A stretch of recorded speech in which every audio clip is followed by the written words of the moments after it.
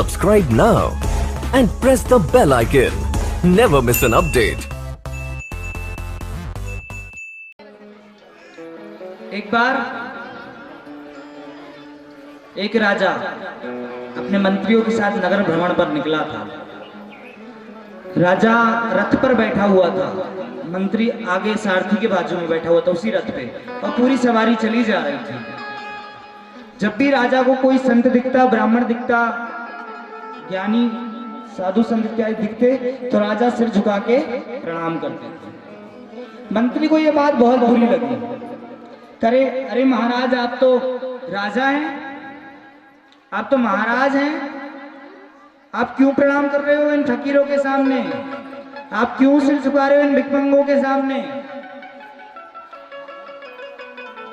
आपको तो जम के बैठना चाहिए, ये लोग आपको प्रणाम करेंगे, आप इनको प्रणाम मत कीजिए।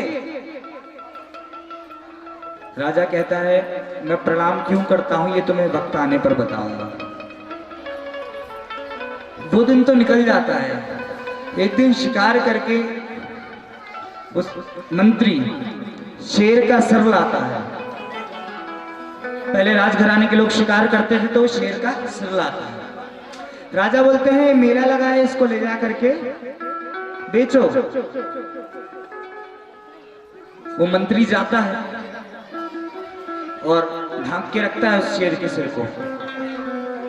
तो सब लोग देखते हैं, ये क्या दिख रहा है नया नया सा, ये क्या है नया नया सा। बहुत सारी दुकानें लगी थी उस मेले में, पर ये कुछ अलग ही चीज दिख रही है और ज्यादा सामान भी नहीं है, दिख रहा है। तो सबको उत्सुकता हुई, तो उसने कहा, देखो देखो मेरे पास क्या है क्या है। सब इकट्ठे हो गए।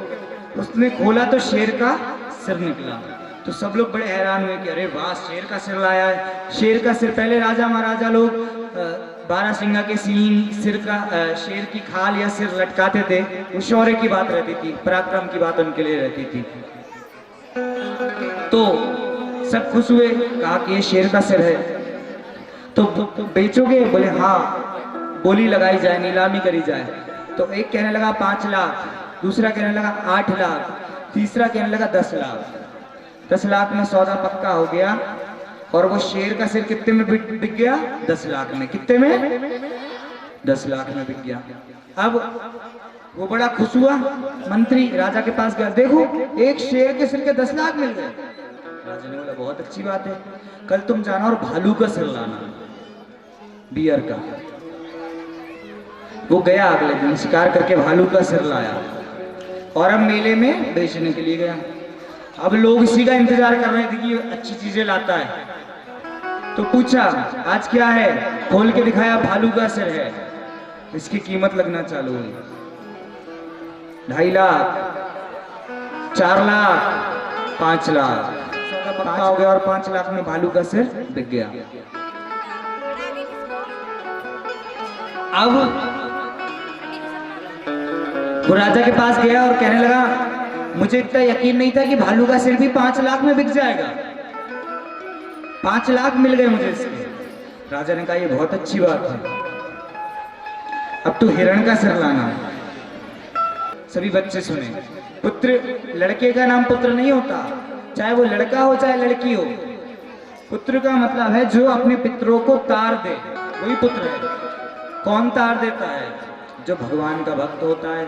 जननी जने तो संत जन, या दाता या शूर, कासे तो बांझ ही भली, काहे को वे नूर। कबीरदास जी प्रार्थना कर रहे हैं, अपने बच्चों को दानी बना दो, शूरवीर बना दो, बलवान बना दो या संत भक्त बना दो। अगर आपका बच्चा भक्ति कर रहा है तो ये बड़ी अच्छी बात है। ऐसा ना कहा करो। कई बच्चे कहते हैं हमसे कि महाराज हम माला करते हैं तो हमारे माता पिता कहते थे कि ये सबसे बड़ा दुख है आजकल। हमारे माता पिता भी नहीं कहते तो अड़ोसी पड़ोसी या रिश्तेदार कह देते हैं, अरे ये तेरी उम्र है क्या भजन करने की? ऐसे कह देते डायरेक्ट। ऐसा मत कहा कीजिए। क्यों? आप अपने बच्चों को महंगे से महंगे स्कूलों में पढ़ा दो, महंगे से महंगी ट्यूशन लो। मुझे तो एक ये समझ में नहीं आती कि बड़े बड़े स्कूलों में डोनेशन देना पड़ता है। 10 लाख रुपए डोनेशन दो तो बच्चे का एडमिशन हो जाएगा। 10 लाख रुपए डोनेशन,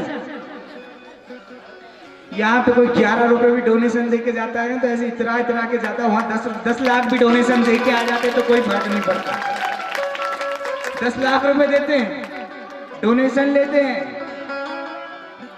इतने बड़े स्कूल में 4 लाख रुपए साल भर की फीस दे रहे हैं घर वाले, और फिर भी बच्चे कहाँ जा रहे हैं ट्यूशन पढ़ने।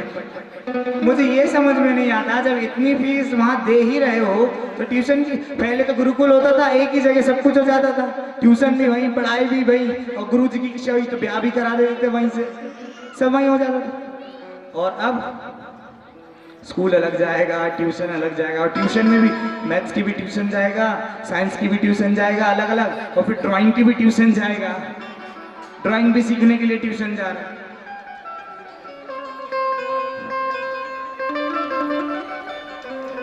बच्चों का बोझ कम कीजिए, इतनी महंगी महंगी, इतनी मोटी मोटी बुकें पढ़ाने से ज्ञान नहीं मिलेगा, सिर्फ वो इस काबिल बन जाएंगे पैसा कमा ले। मैं ये कह रहा था कि आप अपने बच्चों को महंगे से महंगे स्कूलों में पढ़ा दें, महंगे से महंगी ट्यूशन लगा दें,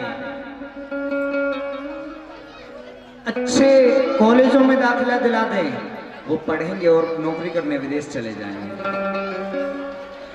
आपने अपने बच्चों को महंगे से महंगी पढ़ाई कराई है, इस बात की कोई गारंटी नहीं है कि वो बुढ़ापे में आपकी सेवा करेगा या नहीं, पर अगर आपने अपने बच्चे को 2 रोटी डेली खिलाई है, भले ही थोड़ा ही खिलाया है, थोड़ा ही पहनाया है, और संस्कार दिया है ना, तो इस बात की गारंटी मैं देता हूँ कि वो बुढ़ापे में आपकी सेवा जरूर करेगा, बुढ़ापे में आपकी सेवा जरूर करेगा।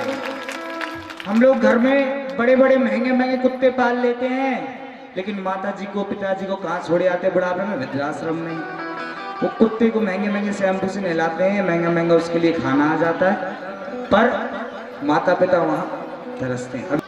आप अपने शौक जो हैं वो करो, मना नहीं कर रहे, पर कम से कम माता पिता का सम्मान करो। एक प्रसंग मुझे याद आ रहा है, एक बार एक पति पत्नी और उनका 5 साल का बच्चा, ये लोग तैयार हो रहे थे।